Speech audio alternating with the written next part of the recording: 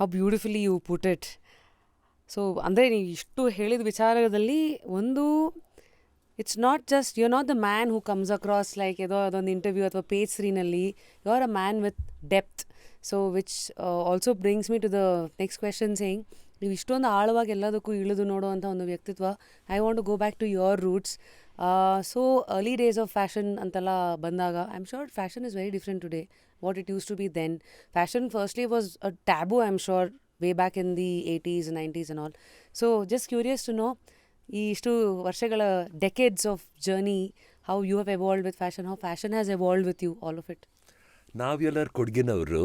V come from Coorg, which is I consider one of the most beautiful places in India, if not the world.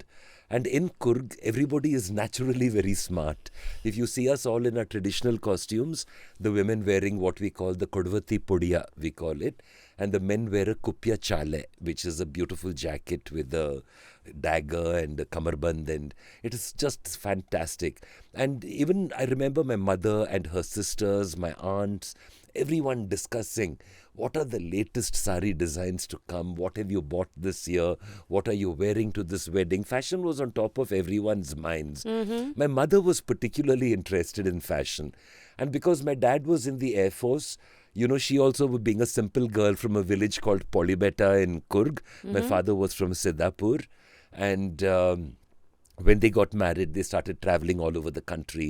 And you know, in the Air Force and the Army and the Navy, you are exposed to different cultures, people from all over the country. Your best friend could become a Bengali or a Sardarji or anyone, you know. And I think my mother took to it like a duck to water, you know. She loved the life and loved the socializing. She made so many friends. She was a brilliant cook. She learned how to cook dishes from all over the country. I mean, they led a very cosmopolitan life.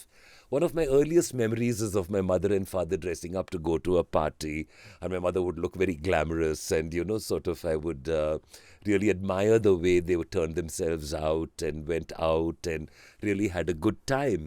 And I think that also imbibed into our consciousness, and I think my brother and I also became quite like that. We became very social people. And my mother always had magazines lying around the house. Yelli nodidru pustakane.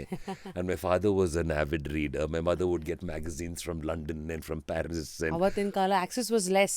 6 ತಿಂಗಳು ಆದ್ಮೇಲೆ ಬರ್ತಾ ಇತ್ತು, ದೋಣಿನಲ್ಲಿ ಕಳಿಸ್ತಾ ಇದ್ರು magazines ಎಲ್ಲ. Nowadays you can get information, fashion shows happening in Paris, immediately you're watching it. In those days we had 6 months to 1 year time lag. So we were always a little behind in fashion, but in the way it created a very good foundation for us, you know, to read a Vogue magazine at that age. It sort of taught you about style, and it showed you the right way to dress and the wrong ways to dress, and What to do, what not to do. what not to do. So I think that sort of imbibed itself into me, and I sort of took to it also in a very positive way. And then I wanted to study. So my father was very keen that I do sciences because I was a good science student. Mysore sandal gold, ನಿಮ್ಮೊಳಗಿನ ದೈವತ್ವವನ್ನು ಹೊರಹೊಮ್ಮಿಸಿ. So right up till pre-university, I got stuck doing a PCMB course, first in Baldwin's and then in St. Joseph's College. So I finished my PUC, and then I was wondering what to do next. And then a cousin mentioned to me that there was a design institute in India called the National Institute of Design. Then I said, do you have the address? And he said, no, I don't have the address. But I know it's in Ahmedabad, and I know it's in a place called Paldi. So I said, okay. So I wrote a letter to NID Paldi, Ahmedabad. And it reached them. And they sent me the application form. And the application form was like an exam. You had to fill it up. And according to that, they called you for an interview. So I knew thousands of people were applying from all over the country. But I said, nothing to lose. Let me apply. ಯಾವ ವರ್ಷ ಇದು? This was in the late 70s. So then I got called up for an interview. So when we reached Ahmedabad, there were about 350 people altogether come for the interviews. So every day 100 would be dropped. So every day you went and looked at the notice board, nan hesaridya ilya alinda. And then I kept making it until we made it through, and I got chosen. Nice. Then my father said, what is design? Yen ಮಾಡ್ತೀಯ ನೀನು designer ಆಗಿ? How will you earn money? You know, you're good at math, you're good at science. How can you leave all that and go to design? And I said, this is what I want to do. So anyway, he finally agreed to let me go, and I went to Ahmedabad, where I studied graphic design and textile design.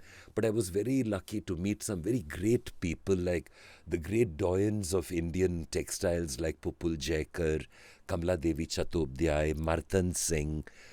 These were the people whom, were coming to lecture us, coming to do workshops with us at NID.